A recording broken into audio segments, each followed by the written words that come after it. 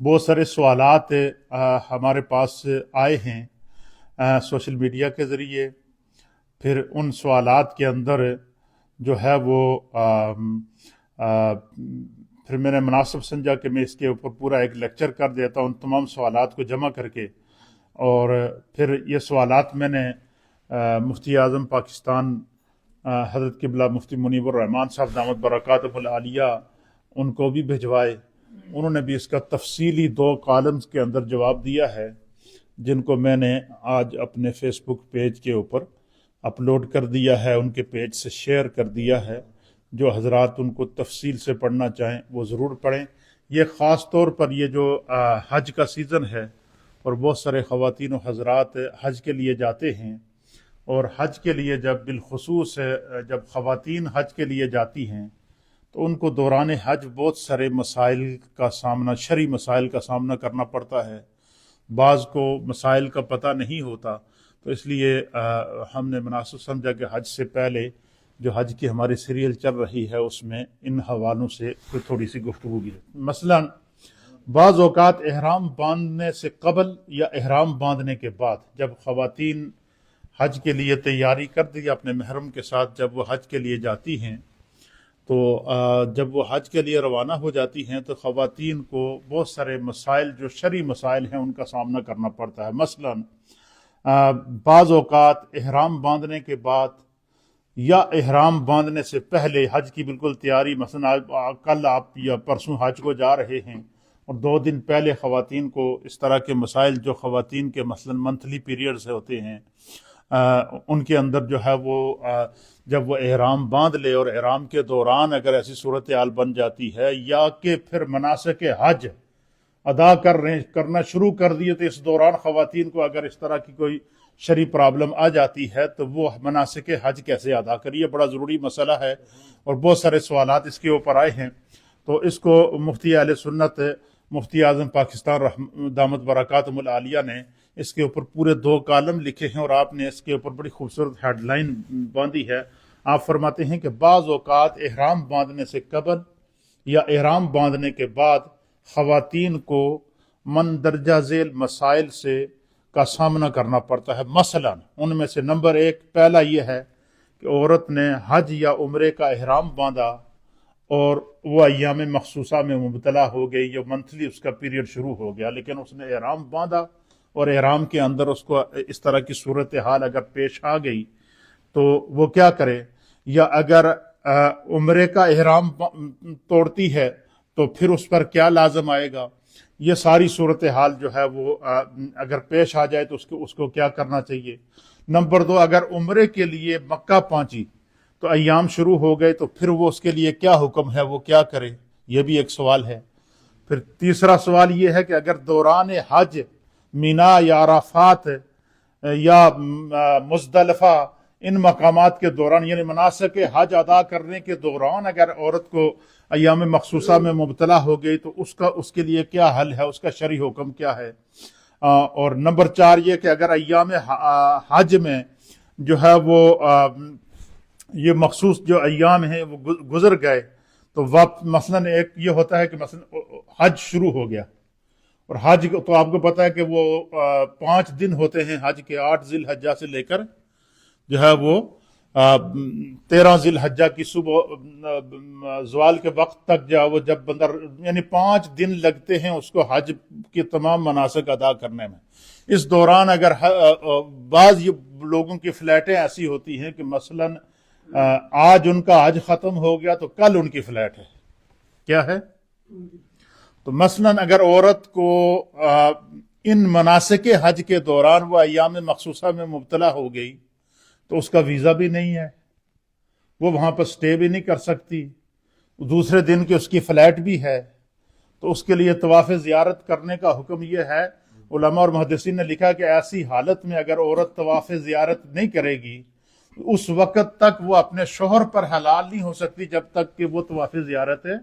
نہ کرے. اچھا مثلا ایک تو یہ ہے کہ مثلا اس کے پاس دن موجود ہیں کہ وہ حج جو ہے وہ مناسک حج کے دوران وہ ایام میں مبتلا ہوئی تو پھر جو ہے وہ اس نے انتظار کیا، وہ وہاں رکی رہی اور پھر جب وہ پاک ہو گئی تو اس نے پھر طواف زیارت کیا اور پھر وہ چلی آئی. تو یہ تو ایک صورت ہے، یہ اس کا حل یہی ہے. لیکن ایک صورت یہ مجبوری کی بن گئی کہ مثلا آج حج ختم ہوا، کل اس کی فلائٹ ہے تو وہ کیا کرے؟ طواف زیارت بھی کرنا ضروری ہے، ورنہ وہ اپنے خامد پر حلال نہیں ہوگی. یہ بڑے پیچیدہ مسائل ہیں. ان تمام مسائل کو لکھنے کے بعد جو ہے وہ پھر آپ لکھتے ہیں کہ اگر عمرے سے پہلے یعنی کہتے ہیں کہ اگر ایام حج میں حالت حیض میں کے دن گزر گئے لیکن واپسی کی فلائٹ 13 ذی الحجہ کو ہے، یہ خود مفتی صاحب نے کالم کے اندر لکھا ہے کہ اگر واپسی کی فلائٹ اس کی 13 ذی الحجہ کو ہے تو اب وہ کیا کرے گی؟ پھر آپ کہتے ہیں کہ اگر عمرے کا پروگرام پہلے سے طے ہے اور روانگی کے دن ایام شروع ہو گئے تو پھر کیا کرے؟ اور نمبر 6 یہ کہ اگر کوئی شخص احرام باندھ کر ایئرپورٹ پر پہنچا تو وہاں پہنچنے کے بعد پتہ چلا جی کہ بورڈنگ ہو چکی ہے، آپ لیٹ ہو گئے ہیں اور جہاز کا دروازہ بند ہو گیا ہے، اب آپ جہاز کے لیے نہیں جا سکتے ہیں، تو اس نے تو احرام باندھا ہوا ہے، وہ کیا کرے؟ تو ان تمام سوالات کا بڑا تفصیل سے آپ نے جواب دیا ہے.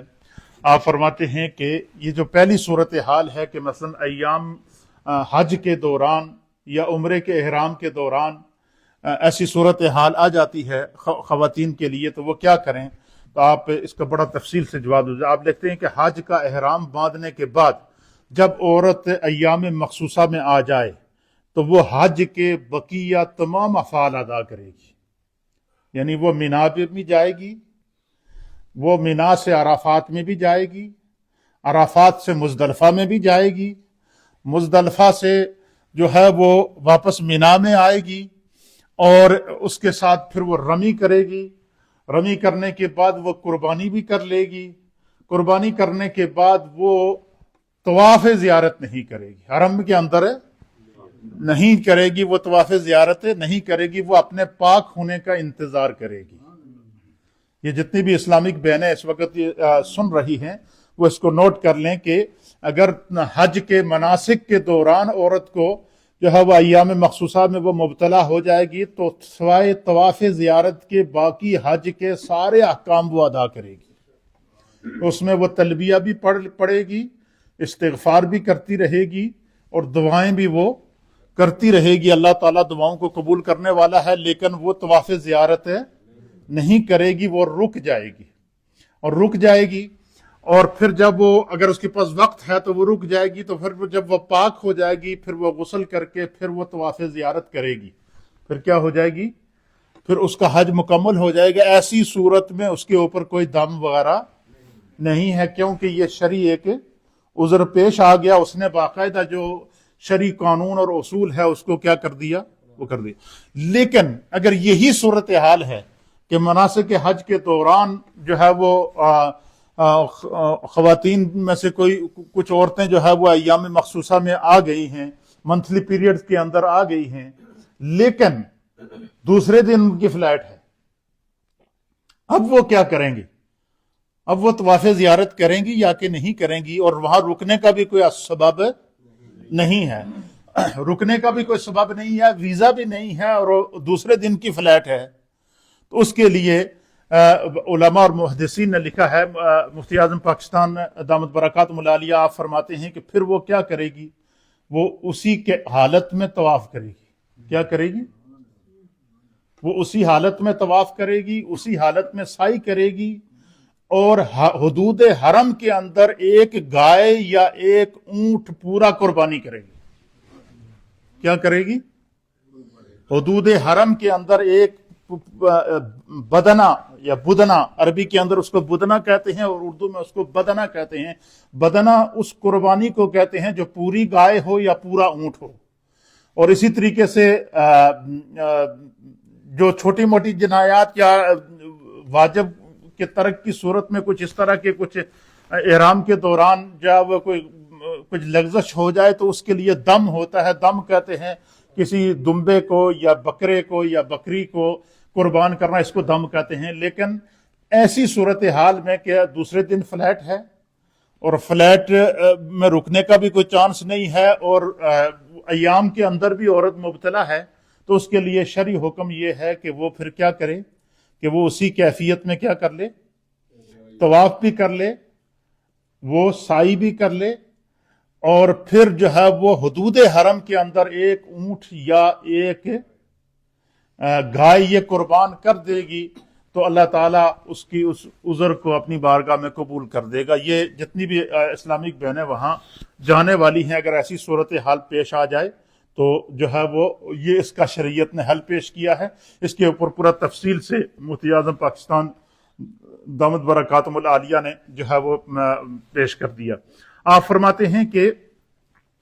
حج کا احرام باندھنے کے بعد جب عورت ان ایام میں مبتلا ہو جائے تو بقیہ تمام افعال، یعنی مینا میں، عرفات میں، مزدلفہ میں، وقوف میں، قربانی میں، رمی جمرات میں سمیت تمام ارکان حج وہ ادا کرے گی، اور تمام ہر ارکان حج ادا کرنے کے بعد کہتے ہیں کہ بس بیت اللہ کا طواف نہ کرے، اور اسی طریقے سے نہ نماز پڑھے نہ تلاوت کرے، تسبیحات اذکار جاری رکھ سکتی ہے، اور ایام ختم ہونے کے بعد غسل کر کے پاک ہو کر وہ طواف زیارت کر لے۔ لیکن یہ تو اس صورت میں ہے کہ وہ اس کے پاس وقت وہاں ٹھہرنے کا موجود ہے، دن موجود ہیں کہ وہ اتنے دن وہاں رک سکتی ہے۔ تو بعض کا یہ ہوتا ہے کہ مثلا حج کے بعد انہوں نے مدینہ شریف جانا ہوتا ہے، تو آج کل تو وہاں پر کوشش کی جائے تو انتظام ہو جاتا ہے کہ وہ پھر کوشش کرے کہ وہ مدینہ شریف نہ جائے، وہ رک جائے، وہ اپنے پاکی کے ایام کا انتظار کر رہے، غسل کر کے طواف زیارت کر کے پھر آ جائے۔ اسی طریقے سے ایسی صورتحال پیش آئی ہے ام المؤمنین سیدہ عائشہ صدیقہ رضی اللہ تعالی عنہا کے ساتھ۔ آپ پیش کرتی ہیں کہ جو ہے وہ آپ کہتی ہیں کہ میں نبی علیہ الصلوۃ والسلام کے ساتھ حج کے لیے جو ہے وہ گئی۔ حضرت ام المؤمنین سیدہ عائشہ صدیقہ ایک طویل حدیث بیان کرتی ہیں، اور یہ جو حدیث پاک ہے، اس حدیث پاک کو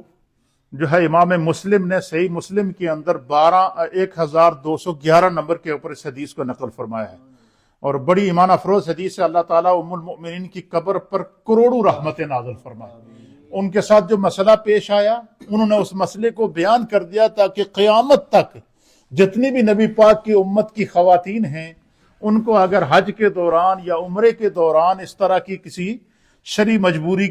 سے گزرنا پڑے تو اس کا لیے حل پیش ہو جائے۔ آپ بیان کرتی ہیں خود حضرت عائشہ صدیقہ رضی اللہ تعالیٰ عنہ کہتی ہیں کہ میرے ساتھ جو معاملہ گزرا میں آپ کو بیان کرتی ہوں۔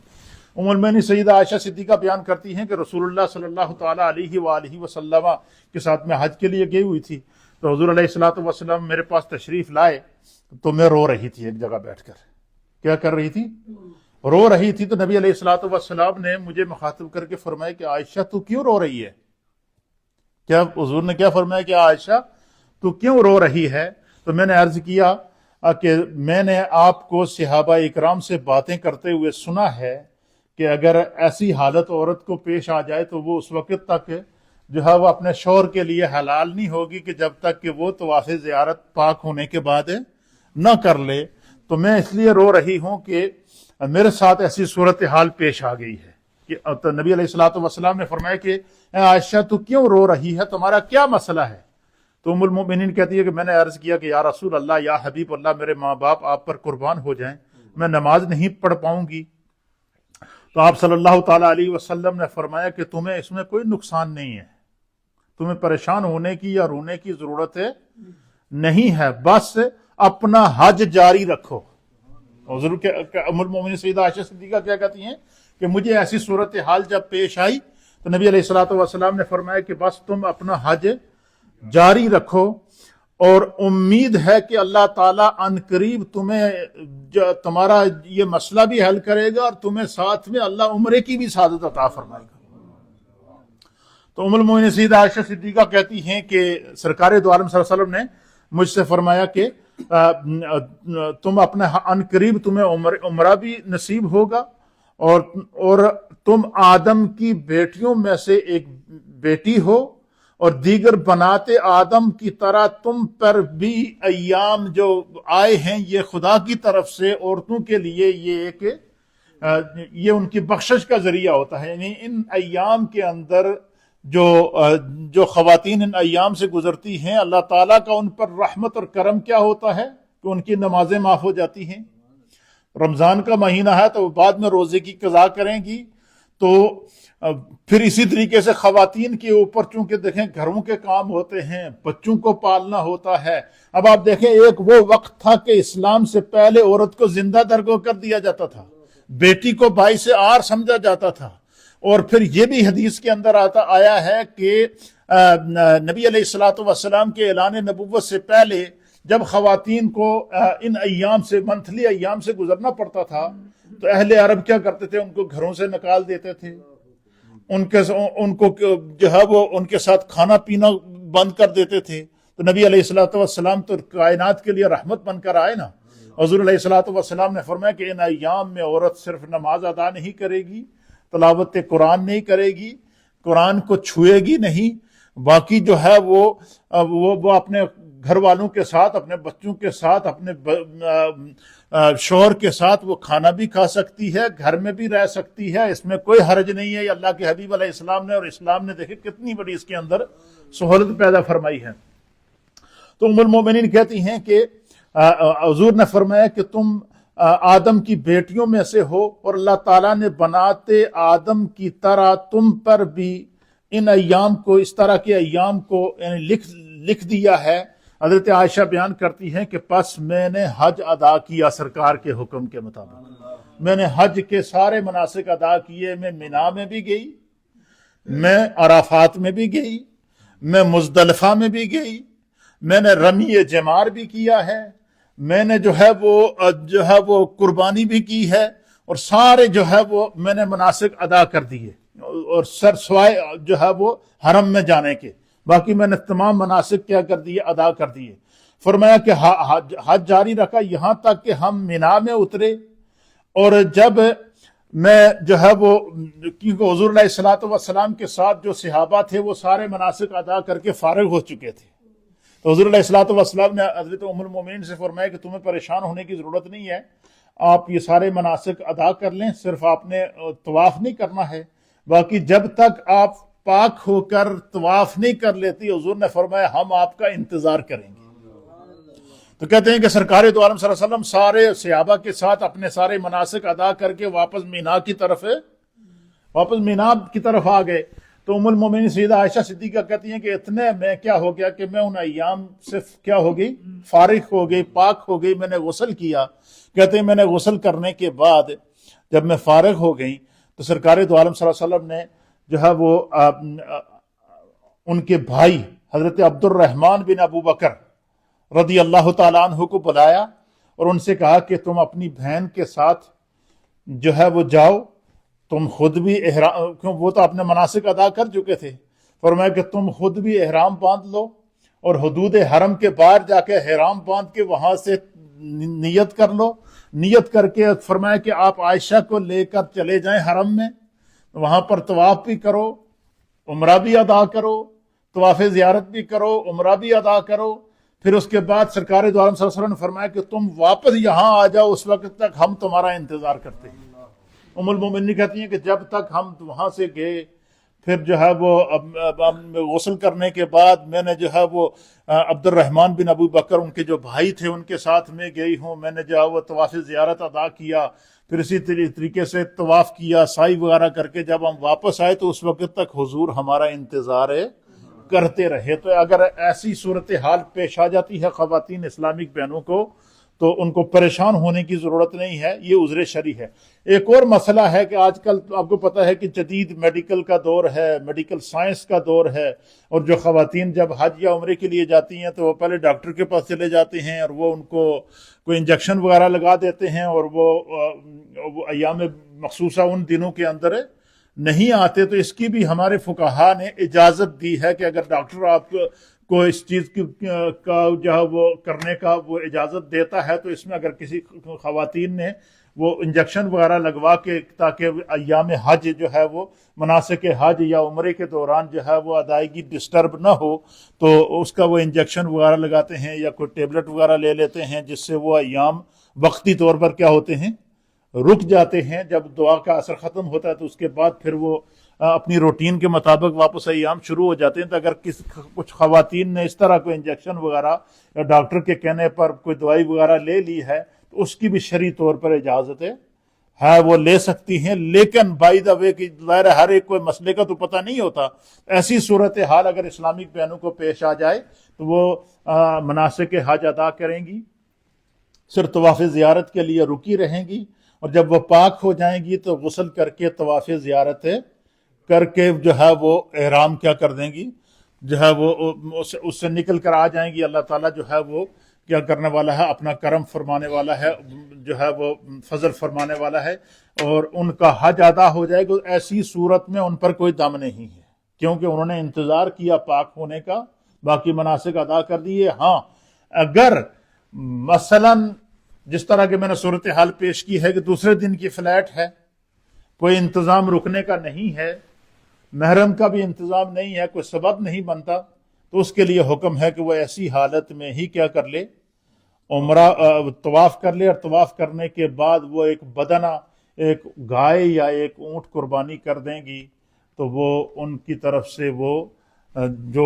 عذر ہے وہ قابل قبول ہے. یہ ہمارے فقہاء اور محدثین نے لکھا ہے. یہ خاص اسپیسیفک مسئلہ تھا, اس کے اوپر 3-4 سوالات آ گئے تھے, تو اس لیے میں نے اس مسئلے کو بیان کر دیا. اللہ تعالی ہمیں دین سمجھنے کی توفیق عطا فرمائے. اس کی اور بھی بہت ساری جزیات ہیں جو انشاءاللہ نیکسٹ درس کے اندر بیان کی جائیں گی, کیونکہ سوال کے مطابق میں نے جواب صرف اسی پر اکتفا کیا تاکہ جب جو بھی بندہ اس درس کو سنے, جتنے بھی اسلامک بہنیں اس درس کو سنیں, تو ان کے لیے حج کے احکام کو سمجھنے میں آسانی ہو. اللہ ہمیں دین سمجھنے کی توفیق عطا فرمائے.